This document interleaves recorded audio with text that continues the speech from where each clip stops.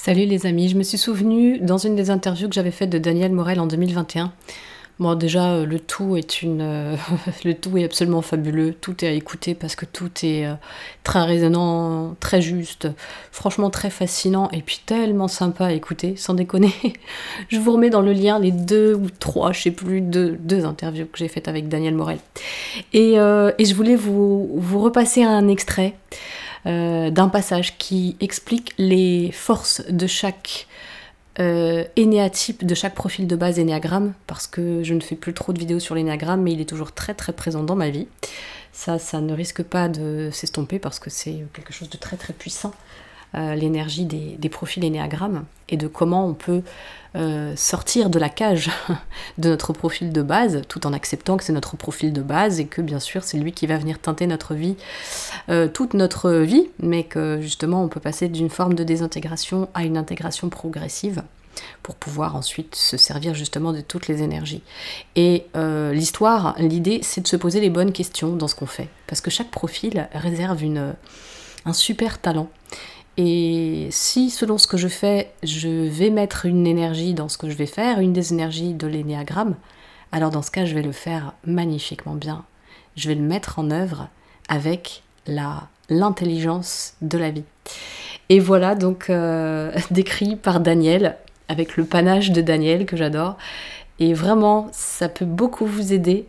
Et je souhaite que ça vous aide et que vous pensiez à lui quand vous serez en train de faire une prochaine tâche et que vous vous direz mais merde, de quoi j'ai besoin, de quelles ressources j'ai besoin.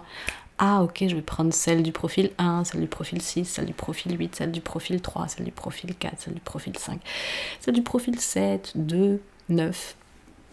Allez savoir. Allez, bonne écoute à vous. Et à bientôt, n'hésitez pas à vous abonner, partager, etc. pour la visibilité de ma chaîne. Ciao et merci.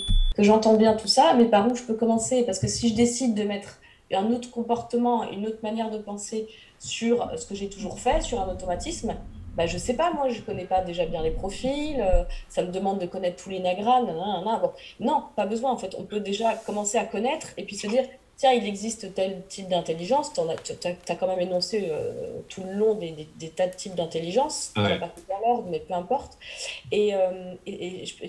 À défaut de savoir laquelle sera la plus appropriée, il faut bien expérimenter. Donc tiens, je vais tenter ça. Au moins, ça changera de l'habitude, puis je verrai, je ferai un retour sur expérience. Bon, il faut quand même un petit peu de bon sens, on est d'accord, mais je veux dire, Oui, celui qui ne sait pas par où commencer, de toutes les manières, comme tu le disais, tu restes pas au stand, tu vas sur la piste, et puis ben, tu vas sur la piste. ça va bien. Ouais. Tu as, le droit de te dire, bah, tiens, je sais pas, j'ai des rideaux à changer, je vais me le faire en un, je vais être hyper méticuleux. Je travaillais justement sur ma remorque. Je me suis dit à un moment donné, ah bah tiens, je vais mettre les crochets pour la vache, je vais mettre ça un peu. Non, j'ai dit non, non, on le fait en un parce que voilà, j'ai pris mon mètre, j'ai pris mon machin, j'ai fait mes petites croix, j'ai tout fait nickel. Voilà, parce que je voulais un truc hyper clean, hyper propre. Bah, eh ben, je me suis mis dans cette configuration-là. Si je m'étais mis en 8, je peux te dire, je serais un peu, ça aurait été un peu à l'arrache, avec la perceuse, tout ça. Donc non, ni en 3 parce qu'il aurait fallu que ce soit fini trop vite. J'aurais fait des petits arrangements. Là, je me suis mis en un. Donc j'avais du 1 et du 3. J'ai passé un moment de bricolage avec moi-même et avec un résultat que j'adore. J'adore. Je suis encore sorti ce matin pour voir ma remorque. Bon, je suis quand même un peu conservation. C'est tout, je dirais. Il y a plusieurs formes d'intelligence. Hein. Pose-toi la question. En fait, c'est 9 questions à se poser. Hein. Le 1, c'est comment je peux m'améliorer, comment je peux faire les choses, comment je peux progresser, comment je peux être meilleur, comment je peux être à la hauteur. Voilà, c'est toutes ces questions-là. Voilà. Donc, comment je peux faire un résultat top, parfait. Voilà. On a le droit de se poser la question. Le 2, c'est que vivent les gens, de quoi ils ont besoin, qu'est-ce que je peux faire pour eux. C'est pas compliqué. Bon. Le 3, c'est comment, enfin, quel est mon objectif et comment me mettre dans l'action et trouver au fur et à mesure les meilleures stratégies pour être pertinent et performant. Voilà. Et être reconnu pour ça à l'occasion. Bon, mais ça, c'est pas important. Enfin, si, c'est important. Mais en 4, la question à se poser, c'est comment je peux créer être créateur. Enfin, l'idée, c'est ne pas critiquer les autres, mais comment je peux, moi, créer quelque chose peut-être qui n'existe pas. Comment je peux marquer ma patte, ma différence dans ce monde. OK, bien. En 5, prends du recul, observe, regarde, comprends la situation, comprends ce qui joue, comprends ce qui se passe, comprends les gens, vois comment les choses se jouent, s'interpellent entre elles. Bien. 6, qu'est-ce qui pourrait se passer d'assez catastrophique? Quelles règles ça serait cool de mettre en place? Et comment, en fait, si moi je suis dans la hiérarchie, je dois être nickel, respecter les règles et assumer mes engagements. Et si quelqu'un est dans la hiérarchie et que c'est pas moi, comment, à un moment donné, je suis attentif à mon positionnement face à une hiérarchie qui peut être fiable ou pas fiable? Voilà, sans tomber dans la polarité. Voilà la question à se poser. 7. Comment jouir de cette putain de vie? Comment toujours avoir des plans sympas dans ma vie? Comment je prévois des vacances, des week-ends, des bouffes, des rencontres, du sport? Comment, en fait, je fais que la vie elle garde de la pétillance? Comment est-ce que je m'organise dans ma vie pour qu'il y ait toujours ce bruit de ce putain de bouchon de champagne qui saute, et quand j'approche mon oreille du boulot, j'entends les bulles qui montent. Voilà, comment je m'y prends pour faire ça? Jouir de la vie, quoi. Mais jouir. On peut dire comment j'ai envie de jouir de la vie. Hier soir, avant-hier, il y a ma fille qui me dit, tiens papa, je viens à la maison demain soir, donc hier soir, et puis moi je me mets à la fois, je me mets en deux. Et je lui dis, qu'est-ce qui lui ferait plaisir? En plus, on adore regarder le football ensemble. Si on pouvait grignoter les trucs. Alors, d'abord, je suis allé acheter les céréales, celles qu'elle aime, cette petite choupinette.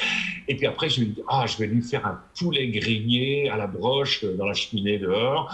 Et puis, mettre dans la lue des petites patates nouvelles avec des patates douces, tout ça.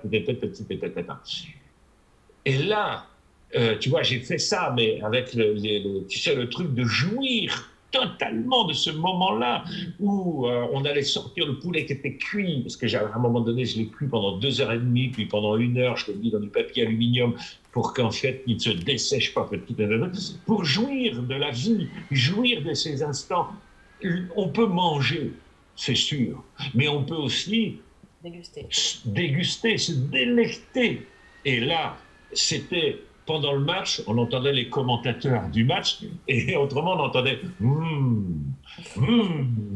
c'est bon, hein. Puis dis donc, hein, c'est moelleux, puis c'est pas sec, puis dessus, c'est croustillant. Les patates sont bonnes. Voilà. Donc, c'est comment mettre du plaisir dans la vie, tu vois, et comment prendre soin de ça, de mon plaisir, du plaisir, et puis de toujours prévoir des vacances, des week-ends, des trucs fun, voilà. En 8, c'est de se dire, mais est-ce un combat à mener? Quel combat à mener? Quels sont les combats qui, en fait, c'est pas juste? Comment, en fait, je vais me positionner, changer les choses, marquer ma patte, m'imposer, décider, faire ma loi, parce que là, merde, ça commence à bien. Voilà. L'affirmation. Oui, l'affirmation, ça va, quoi. Bon, c'est bon. Et en 9, c'est pas pour rien qu'il est en haut, hein, parce qu'en fait, il est le tout, et d'ailleurs, il est tellement le tout qu'il n'arrive pas à choisir dans le tout. Donc, comment je vais harmoniser tout ça? Et puis, le 9, il est en haut, parce que tu sais qu'en énéagramme, il y a des harmoniques, hein, le 8 et le 1, ça fait 9, le 6 et le 3, ça fait 9, et le 5 et le 4, ça fait 9. Donc, il y a un lien très sensuel entre ces deux. C'est toujours, quand l'addition fait 9, eh bien le 9, lui, c'est être en harmonie avec tout ça. C'est en fait avoir accès à tout ça. Faire l'option de l'amour. Parce que l'option de l'amour, il faut du de l'amour, on ne va pas se barrer dans les trucs, mais l'amour, c'est le lien. C'est le lien. C'est garder le lien avec mon 3, garder le lien avec mon 7, garder le lien avec mon 2, garder le lien avec tout ça. Et que le 9, pourquoi il ne veut pas choisir? Mais parce qu'il n'y en a pas un qui est meilleur. Il n'y en a pas un qui est meilleur. Et il a raison de ne pas choisir. Il est là pour nous rappeler le lien, l'amour. Il est là pour nous rappeler qu'en fait, ce qui va demain faire qu'on va déplacer ces plafonds de verre, eh bien, c'est le fait qu'on aura su créer un lien harmonieux avec chaque, sans jamais en préférer un seul, qu'on va tous les nourrir, tous les alimenter, mais qu'on saura à un moment prendre un peu plus de ci, un peu plus de ça, sans être dans le désaccord ni le désamour avec les autres bases. Moi, quand je pars en œuvre, je ne suis pas en désaccord avec mon 6. Tu vois, c'est comme quelqu'un qui aurait, je sais pas, des outils. Là, aujourd'hui, c'est journée tournevis, donc il prend toutes les clés puis il les emmène à la benne. Et c'est complètement con. Elles sont là, on continue d'en prendre soin parce que demain, c'est peut-être des boulons qu'on aura à ajuster et non pas des vis. Donc, le truc, c'est vraiment, c'est des questions. Pourquoi des questions? Parce que la question, ça vient du mot quête. La quête, questa. Et donc, la quête de quoi? Ben, la quête de ce que je veux vivre. La quête de qui je veux être. Eh bien, pose-toi les bonnes questions. Et voilà, je suis ravie de vous avoir repassé ça. On n'a pas besoin d'en chier pour y arriver, mais par contre, on a quand même besoin de se poser les bonnes questions, comme il dit, et on a besoin de vraiment savoir quelles sont nos intentions claires dans cette vie, et on a vraiment besoin d'être attentif à où on met notre conscience. Voilà, bah, je vous souhaite une belle réponse à ces questions pour la quête, la bonne quête. À bientôt, ciao.